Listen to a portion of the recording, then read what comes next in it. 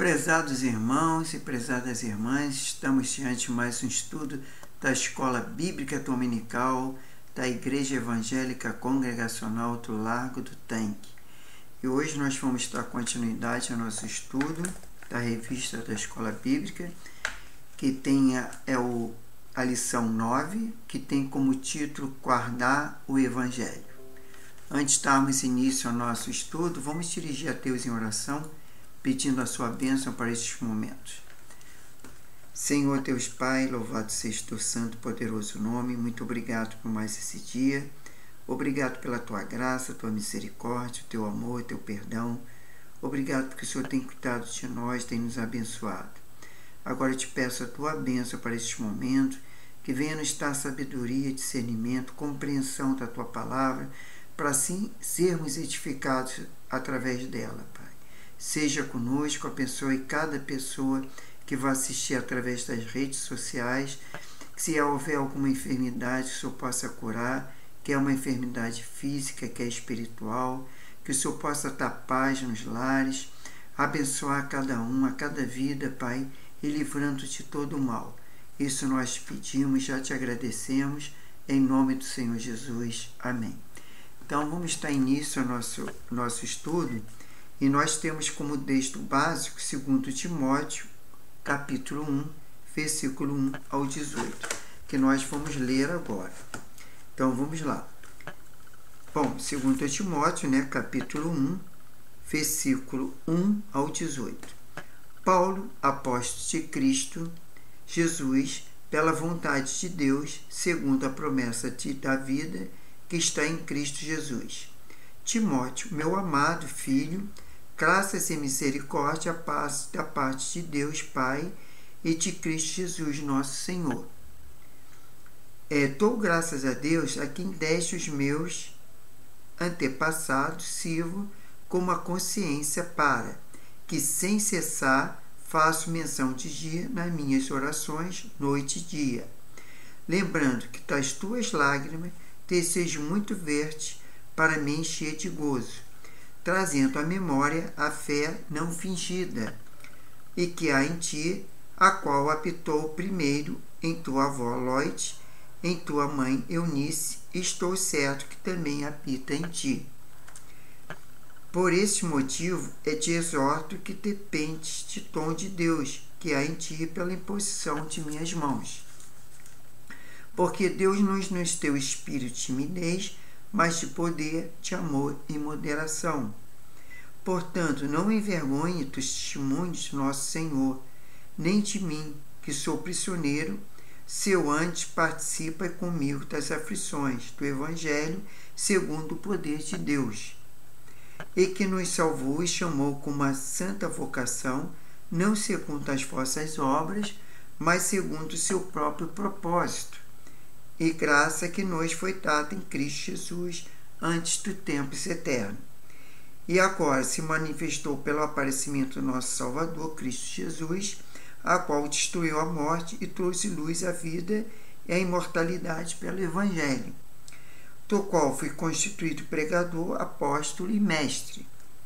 Por esse motivo sofro também essas coisas, mas não me envergonho, porque eu sei que quem tenho crido, e estou certo que ele é poderoso para guardar o meu depósito até naquele dia. Conserva o modelo de santas palavras que de mim tens ouvido na fé no amor que há em Cristo Jesus. Guarda o bom depósito mediante o Espírito Santo que habita em nós. Bem sabe isto que todos estão na Ásia e me abandonaram, entre eles Figelo, Hermanoges. E o Senhor conceda misericórdia na casa de Onésiphoro, porque muitas vezes ele me recriou e não se envergonhou das minhas algemas. Antes, vindo ele a Roma, diligentemente me procurou e me achou. O Senhor me concede naquele dia e age misericórdia diante do Senhor. E quanto serviço me prestou, em Éfeso melhor, e sabes tu. Isso foi palavra do apóstolo Paulo lá na carta ao 2 Timóteo, né? No qual Paulo conta aí essa versão diante do Evangelho, na carta a Timóteo. Bom, nós temos o versículo-chave, que é 2 Timóteo 1,14, e que nós já até lemos, não vamos repetir, que, só resumindo, por meio do Espírito Santo, que habita em nós, guarde o bom tesouro que foi confiado. Qual é o alvo da lição? É estudar esta lição, você vai compreender a responsabilidade do cristão em viver e pregar o evangelho genuíno, identificar os perigos doutrinários e ser estimulado a defender a sã doutrina. Bom, o aluno que está assistindo, a aluna no caso, né, ele será capaz de reconhecer os pilares do evangelho, identificar a qualidade do obreiro que zela pela preservação dos evangelhos, verdadeiro evangelho, e sentir a necessidade e a responsabilidade de zelar pela preservação do verdadeiro evangelho. E zelar pela preservação do evangelho com coragem, poder, amor e fé sem fingimento. Bom, partindo para a introdução, nós temos que, para perder valores, basta descuidar, para guardar é preciso se concentrar. Os cristãos são exortados a ser guardiões da palavra em dois aspectos. Obedecer, que é, entre aspas, ordene estas coisas ensina-as. Tá? Fecha aspas. 1 Timóteo 4,11. Entre aspas, e o que pregue a palavra, insista, quer seja oportuno, quer seja não. Fecha aspas. 2 Timóteo 4,2.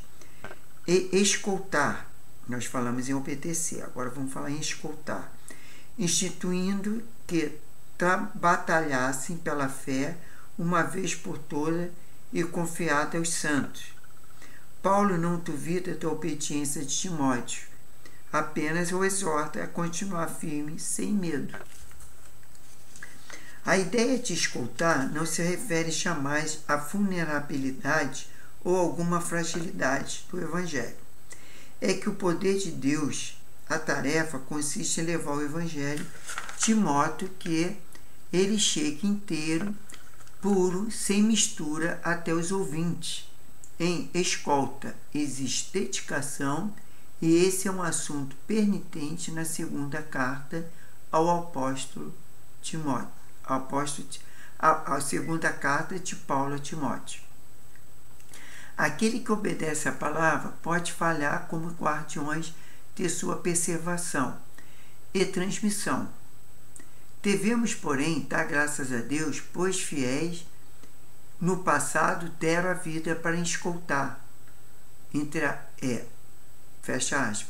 O verdadeiro evangelho até nós, agora, a sublime tarefa nos foi dada e a exigência é que sejamos guardiões da consciência limpa, conhecedores da essência do evangelho e sóbrio quanto à tarefa confiada de escolta o evangelho.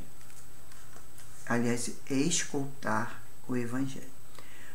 Bom, vamos lá. Número 1, em Alcarismo Romano, que fala guardiões do evangelho. Paulo afirmava, aliás, que sua carta em seu ministério era legítima, recebidos diretamente do Senhor, conforme Gálatas 1:10, 12. Ele tinha firme propósito de pregar o evangelho a todos. Aquele que receberam a palavra de modo integral e se tornam responsáveis por transmiti-la e por inteiro. Por isso, o apóstolo considerava uma medida de segurança repetir a quéquima, novamente no capítulo 1. Ninguém pode guardar um tesouro que não possui. O cristão que conhece o Evangelho pode avaliar uma mensagem possuir 3 pilares, destacados por Paulo neste capítulo. Bom, vamos lá. Primeiro, mensagem psicontrínseca. O Evangelho fala de Cristo como centro de sua mensagem. Paulo confirma que Cristo é a promessa da vida, a graça que nos foi dada e a manifestada por meio de Cristo. Para o apóstolo, essa deve ser a ênfase, pois diz, entre aspas, porque decidi nada saber entre vocês, a não ser Cristo e este crucificado. Fecha aspas. Isso está lá em 1 Coríntios 2, versículo 2. Número 2. A mensagem da salvação pela graça. O Evangelho fala da salvação e Paulo insiste que a mensagem deve ser apresentada de modo simples e que a oferta de perdão do soberano Senhor fique evidente. A expressão graça e misericórdia, repetida no discurso de Paulo, fundamenta que o Evangelho é uma boa notícia de clemência e essa oferta de anistia não pode ser misturada com exigência de pagamento ou obras. Paulo afirma, nos salvou e não segundo as nossas obras, mas conforme a própria determinação e a graça.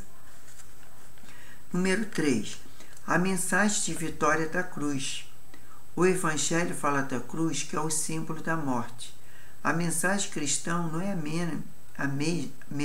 amena e não se equiva a tratar de mortalidade como sentença imposta ao pecado. Embora não mencione a palavra cruz, nas cartas a Timóteo, Paulo mantém a linguagem usada na carta aos Efésios, remetendo-se ao Calvário, conforme lá em Efésios 2, versículo 15 ao 16. Paulo afirma que o Evangelho é a boa notícia em que Cristo destruiu a morte e trouxe a imortalidade. A vitória da cruz não se reduz ao bem-estar terreno, mas dá ênfase na esperança da imortalidade. Bom, primeira carta pastorais dessa lição, você seria capaz de identificar igrejas modernas que mantêm um padrão da sã doutrina? Podemos notar que a ênfase da cruz na ressurreição e nos discursos dos nossos dias está perguntando, né? Que a gente pode identificar essas igrejas modernas que mantêm o padrão da sã doutrina, que fala da morte de cruz, da ressurreição, né? E que a cruz foi uma vitória para nós, embora um sacrifício para Cristo, mas por causa que trouxe a salvação, a libertação dos nossos pecados. Então nós temos agora a questão do número 2, em Eucaristia Romana, que fala sobre o caráter da escolta. É necessário que um soldado tenha um bom caráter. Os que protegem pessoas precisam ser confiáveis. Os que são incumbidos como mensageiro do rei precisam ter boa reputação. O que se requer é todos nos considerem como ministros de Cristo, encarregados do ministério de Deus. Ora, além disso, o que requer desses encarregados é que cada um seja encontrado fiel, conforme 1 Coríntios 4, 1, versículo 1 e 2. Paulo dá testemunho de si e de Timóteo quanto ao caráter que tinha como obreiro. Vejamos as duas características destacadas. Primeira característica, a consciência limpa. A questão do caráter era essencial para Paulo, e o testemunho do cristão é uma exigência. Entre aspas, afasta da injustiça todo aquele que professa o nome do Senhor, e as credenciais era: antes renunciamos aos procedimentos secretos e vergonhosos, não usamos de engano, nem torcemos a palavra de Deus. Ao contrário, mediante a clara exposição da verdade, recomendamos-nos a consciência de todos diante de Deus. Fecha aspas. E segunda característica, qual é? A fé sem fingimento. Outra qualidade destacada é a honestidade da fé. Paulo reconhece Timóteo como Jesus reconheceu Natanael. Entre aspas, eis um verdadeiro israelita e que não existe fingimento algum. Fecha aspas. Está lá em João, capítulo 1, versículo 47. Denuncia que muitos pregam o Evangelho por inveja e por rivalidade, com fingimento ou com sinceridade. O caráter do obreiro era assunto fundamental para o ministério da palavra. Vamos à segunda carta pastoral para hoje. A fé da moderna igreja evangélica possui 100 km de largura e 1 centímetro de profundidade. Tá? Interessante isso, né? Em Manta a gente comente a relação da igreja evangélica em nossos dias. Será que a fé moderna ela está possuindo 100 km de largura, mais 1 centímetro só de profundidade? É coisa para pensar. A nossa fé tem que ser profunda. Se tem 100 km de largura, teria que ter 100 km de profundidade. Ou melhor, 100 km de profundidade, porque na verdade só tem 1 centímetro de profundidade. Bom, item 3. A tarefa de defesa do Evangelho. Paulo, depois de elogiar Timóteo, assevera que um guardião do Evangelho precisa, além do caráter, ter a tríplice virtude da coragem cristã. O ter poder, de amor e de moderação. É possível ter coragem sem poder? Eu acho que não. Sem amor? Também não. Desculpe. Sem moderação? Eu acho que também não.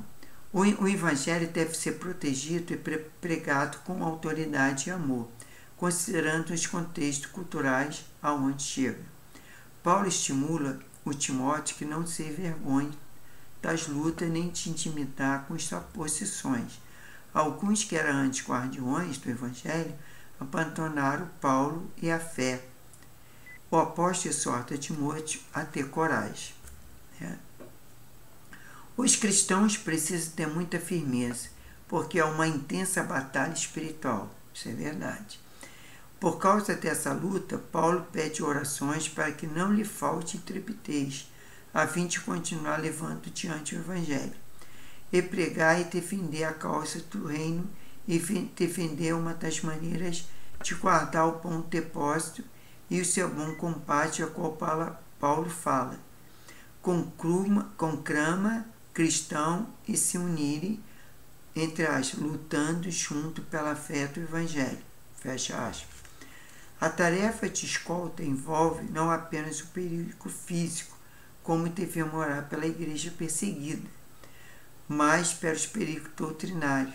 Paulo alertou a Timóteo sobre uma missão de escolta ao Evangelho, e escoltar o Evangelho e defendê-lo na esfera ideológica. A mesma defesa corajosa de Paulo exigiu de Tito. Então, a outra carta pastorais para hoje fala que precisamos ser exortados e ter coragem. Vivemos numa era que os cristãos estão tentando diversas formas de aceitar um tipo de evangelho light, sem o estímulo da cruz. O apóstolo Paulo concordaria com Judas quando ele disse, entre aspas, o que Judas disse? Senti que era necessário escrever-lhes, insistindo que batalhasse pela fé, uma vez por toda, confiasse aos santos. Fecha aspas. Nota, a próxima lição dessa revista dedicará seu estudo alerta aos cristãos desses perigos doutrinários. Aí temos aqui a sugestão final, que seria uma aula mais, aula assim, com participantes, né? Vamos dizer assim. Então, não seria uma aula online, seria uma aula física, né? Uma aula com participantes. Então, nós não podemos falar dessa sugestão final. Mas falaremos agora da conclusão. A conclusão nos leva numa era de discurso religioso, que usa a Bíblia como resumo de informações, sempre favorável para a vida material. O Evangelho corre perigo de ser confundido por isso. Os cristãos devem ser estimulados a lutar para desfazer sofismas que ameaçam a igreja. Dentre fiéis do passado que lutaram pela fé, Destacamos o pastor Trentrique Bonhoeffer, que lutou para o Evangelho durante o movimento nazista. Ele foi capaz de perceber que a igreja alemã estava, entre aspas, abandonada tão rapidamente que aquele que chamou pela graça de Cristo para seguir outro evangelho. Fecha aspas. E não apenas se identificou teologicamente, mas defendeu publicamente, expondo aos perigos que alcançou. Em sua obra Vida em Comunhão, o autor diz que denuncia que é possível professar ser cristão, mas deixar Cristo à margem e que a igreja estava colocando um homem acima do Senhor. Ele morreu enforcado num campo de concentração nazista. Tá, então ele diz, que numa era de discurso religioso que usa a Bíblia como resumo de informações, sempre favoráveis para a vida material, que o Evangelho corre perigo de ser confundido. Não podemos confundir com outras doutrinas do Evangelho. Nós temos sempre focar a cruz de Cristo, a morte de Cristo, a ressurreição, e que Ele está à direita do Pai, intercedendo por nós, e que um dia voltará e vai arrebatar a sua igreja. Então isso nós não podemos esquecer. Nós temos que pregar o Evangelho com moderação, com fé, entendeu? Com coragem, porque há muitas falsas doutrinas e muitas pessoas estão sendo enganadas por essas falsas doutrinas.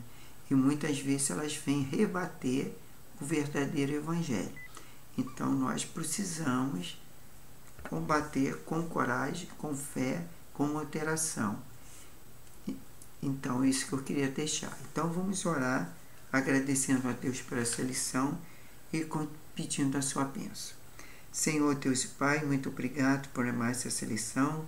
Obrigado por cada vida que vai está assistindo, Pai. Que o Senhor possa estar abençoando, dando fé, coragem, moderação, domínio próprio também, Senhor, para que possamos ser usados por Ti como instrumento vivo, agradável a Ti, que possamos, Senhor, ter esse poder, Senhor, essa fé, para crermos que, Senhor, a Tua palavra, ela pode salvar, libertar, curar. Por isso nós pedimos, Senhor, pela Tua bênção, pela Tua paz, que o Senhor continue nos abençoando, abençoe nosso domingo, os nossos cultos nas nossas igrejas, Pai. Abençoe também a nossa semana, tenha uma semana próspera, uma semana abençoada, uma semana que possamos ter fome e sede da Tua palavra e assim sermos edificados por ela. Que nós venhamos crescer na graça e no conhecimento da Tua palavra e que Tu venha nos abençoar. É que nós te pedimos, já te agradecemos, Pai, em nome do Senhor Jesus. Amém. Então, irmãos, a graça e a manifestação do poder de Deus esteja diante de nós. E a próxima lição será a lição 10, que falaremos sobre o sofrer pelo Evangelho. Tá?